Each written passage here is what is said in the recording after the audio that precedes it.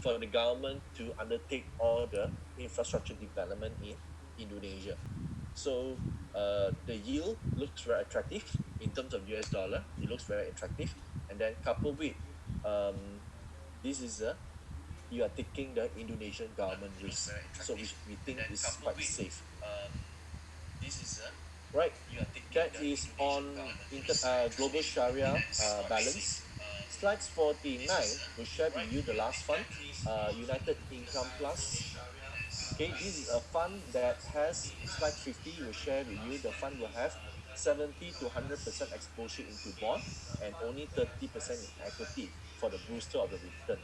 And if you like a fund that gives you regular dividend, okay, this will be a very good fund because it pays you at least four times of dividend a year. Okay, technically it will fall in January, April, July, and October. Okay, and the performance is very stable. Okay, slides 51 will share with you how the fund has been performing. If you look at the line, it's actually relatively stable. Okay, and on the bottom part, you will probably will notice the dividend paying is actually very consistent since 2018. Every year we pay at least four times dividend. Last year was quite exception because the market was doing very well, the fund was doing very well. Instead of paying you four times, last year we paid five times. Okay, and if you look at in 2020, despite the major sell-off in the month of March, okay, in April this month, we still pay dividend. All right, and this is a fund that will continues to pay dividend in many more quarters to come. All right, slides number 54 will share with you this fund as against its competitor, against the peers that you can find in the market. Ever since the fund launched in February 2015, annualized return is about 6.6%, right? Consistently, as compared to peers average about 3.6%. So the fund has been consistently outperforming the benchmark as well as peers, right? And because of that, the fund is also being rewarded as the best mixed asset conservative in Malaysia by Leapers for 2020. So you will see the announcement pretty soon in the market. All right. So I think with that, I will end my presentation over here. Slide 55 will again share with you. These are the four funds that I shared today. Um, I think we should open the floor for any questions. Yeah, thank you very much. Yeah, actually, there's a question. From the floor is asking you. Back to your earlier slide on the United Global Health. And Okay. What's the percentage mix of the big or small call holding by UGH? Okay. If you turn to slide 34, it will share with you biopharma, large cap, biopharma, mid cap, medical technology, healthcare services, and biopharma small caps. Right. And let me share with you, the fund itself is holding more than 100 stocks. Okay, the fund is holding more than 100 stock. Reason why is because this is the largest global healthcare fund in the world. Okay, and the fund size is we are talking about tens of billions in US dollar. So which is the reason why the fund is able to hold many stocks. And for a good example, um, this fund don't hold strategic stock, meaning we don't hold a particular stocks in the fund just because it's actually a benchmark stock. Very good example. You might not see the one of the largest healthcare company in the world is Johnson and Johnson, right? And the fund, if you look back into last year or even early this year, the fund doesn't have exposure to Johnson and Johnson, even though it's one of the largest healthcare company in the world. So there's no particular uh, uh, strategic holding of any companies for this particular fund. As far as this fund is concerned, the stocks that they hold um, is very liquid, meaning as long as the company has a promising future, they will invest with you. And if you tell me there's a certain drugs that you are quite comfortable that you will go through all the clinical trial, we will look into all these particular compositions of all your drugs. And because the fund managers are all made up from all the biotech engineers, the former doctors, so they know all these chemical compositions, whether it works or not. Okay, and if they're convinced that your drugs works, all right, then they will hold your company. Okay, and yeah, so that is the advantage of this particular fund, because the fund doesn't manage by a normal economics or finance graduates. It is managed by the biotech scientists. Okay, is managed by the doctors, former doctors, who are managing this fund, who knows about all these compositions. Okay. Thank you, Edwin. And also the school also asked that would you be able to compare the United Global Health and what's the with Afin Huang World Series Global Health Science, and what's the advantage between these two? Would you be able to highlight some? Wow, it sounds so hostile. All right. I will share with you. If you look into the slides 33, and that actually explains all. Okay. That explains all. We share with you our fund performance. We share with you our peers comparison. We share with you the benchmark, and you show if since you can see clearly that our fund is far ahead as compared to our peers, as well as a benchmark. All right, and if you ask the question, why are we performing far better as compared to our peers, is like what I shared with you earlier on slide 34, right? Where uh, we don't hug the benchmark. If I were to hug the benchmark, I would just perform like what the broad market is. But I beat the benchmark. I beat the benchmark, I beat the peers, because I don't hug the benchmark, which is normally make up from all the big companies. Whereas this particular fund, we are not buying only on the big companies, we also invest into the small and mid cap companies, where you see the kind of return that you can't see in the big caps. Very good example, slides 35 will share with you a jackpot that we hit on a small and mid cap company, when this company successfully come up with a drugs to treat pulmonary hypertension. And the other one is slide 37, when this particular company came out with a drugs that can fight with cancer, right? So the share price go up, surge by 1,000%, right? 1,000% in just a short space of time. So it won't happen in the big caps. Okay, it can only happen in the small and mid cap company, and this is the reason why the fund is actually able to outperform the peers as well as the benchmark.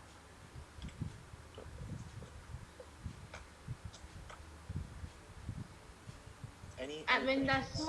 Yeah. there's one more thing can you what is the type of bonds in the United Income Trust Fund, and for healthcare fund, what's the denomination that we can invest in? Is it in ringgit Malaysia or is it in what other currency?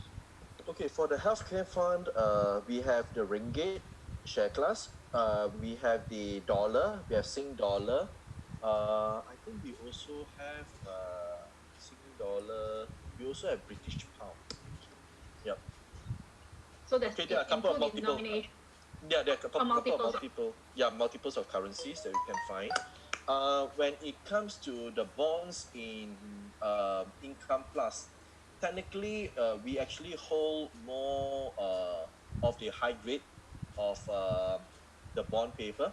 Okay, we hold quite a fair bit. Quite a fair bit of exposure actually is in Malaysia. Why our exposure is more towards Malaysia, the bond in Malaysia, is because the fund is managed out of Malaysia first, and second thing is that because the fund is being managed with the absolute return mindset in terms of ringgit Malaysia. So technically, I will not buy into a foreign currency denominated bond. Okay, where I will have exposure into the currency risk unless the bond is really very attractive. Okay. Other than that, I will not be adventurous to buy into a foreign currency denominated bond that actually expose myself into currency volatility for Income Plus. So moving to our very last question to you, it's also on the healthcare fund. I understand that there are more than 100 stocks, and would it be saying that it's holding on too many stocks, and is it possible to hold less than 25 stocks to deliver a better return? Okay, let's look into slides 34. You see, I will have at least about 30 odd percent or 30 odd percent exposure into small and mid cap company. All right. And when I buy into all these small and mid cap company, bear in mind all these unlike the big caps, the big boys, all these small and mid cap companies might not have uh, might not have earnings. Okay, these are the type of company that could only be coming out with one drugs, or they are actually going through clinical trial for one particular drugs, and they are hoping for this particular drug to succeed. Okay, and what does it mean? This type of company also running a high risk, because if the drugs fail to go through the clinical trial, meaning there's no more drugs that this company can produce, okay, and no more earnings of this company. Hence, when you have exposure into this small and mid cap company, you do not want to buy into a big position, meaning you do not want to have 5 to 10% exposure into one small and mid-sized company. Okay, and that's exactly what the fund is doing. For all the mid-sized company, we will probably buy less than 1%, all right, into all these company. And what does the risk takes? What will be the risk? Assuming this small and mid-cap company doesn't succeed, the drugs doesn't came up, doesn't pass through the clinical trial, the impact to the entire fund is only 1%, right? And assuming the company go bust, right? If not, you will still survive, right? The most impact is only 1%. But then look into slides 34. If this company were to succeed, slide 30, sorry, 37, slide 37. If this company were to succeed, the drugs were to succeed, the share price could shoot up by 1000% in just a matter of few months. Okay, imagine just 1% exposure, right? And the share price went up by 1000%. What will be the impact to your whole portfolio? That's about 10% of your portfolio. All right, the portfolio benefited 10%. Okay, so meaning by having exposure into this more 1% exposure into this small and mid-sized company, you are taking 1% risk in return for 10% upside. So risk return, you know whether it's worth taking the this kind of risk and return. Okay, and that is also the reason why we can't afford to have a very concentrated portfolio, because it will run a very high risk for just in case those small and mid cap company doesn't the drugs doesn't came through.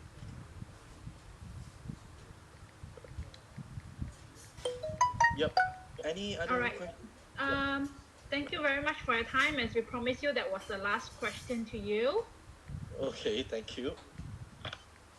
Because unless you have some spare time to answer one more last question, Okay, are you okay, sure. open to that? Yeah, yeah, sure. One from the floor is asking you if you could briefly share with us more on quality funds. Oh, okay. Quality funds. Okay, I didn't touch much about the quality fund over here. The reason is because the fund did very well this time round. It doesn't down as much as the market, and when it rebound, it also rebound sharper than the market. Okay, so which is why I didn't really share much, because there's not much concern on quality, right? Let me just share with you why quality did better. I think I've shared earlier one of the reasons why quality did better as compared to durable when it comes to the downside is because quality have more exposure into technology stocks where durable not, right? And in terms of positioning, what are we investing in quality is that we actually we actually started to reposition a bit on our portfolio. We actually sell down a bit of the old economy kind of stocks, meaning we sell down traditional banks, right? One of the stock that we actually sold was actually a bank in India. We sold it, and we actually moved into a new economy, a new normal. Okay, things that changes because of the lockdown. Very good example. A very good example. Um, in this kind of market, you don't see the I didn't share the slides over here. Quality. Um, what you see is that most of the companies, or almost practically almost all the company across the world, is cutting headcount. Right? You see, there's a lot of layoff happening in among all the big companies in the world. Right? Do you know, during this particular sell down, or this particular economy stress, okay, there is one company within 2 months hired additional 175,000 workers. All right, and that is Amazon.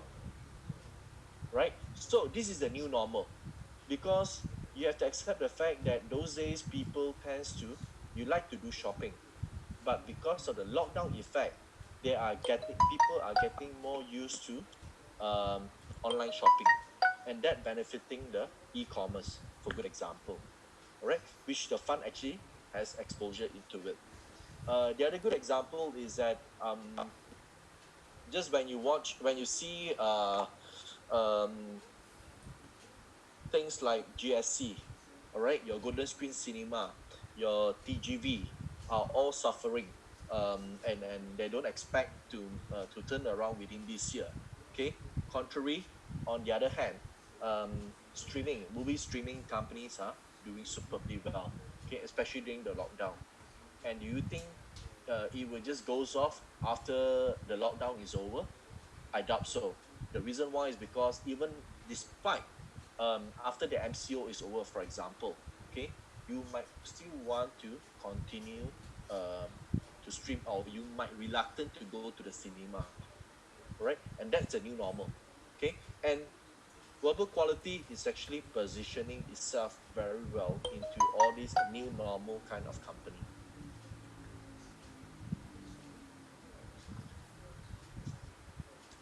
Any other questions?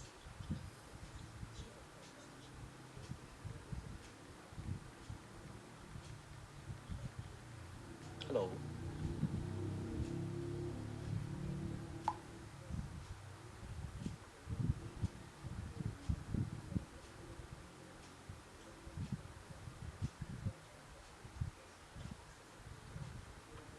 hello.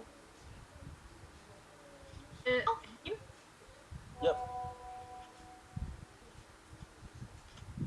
Any more questions?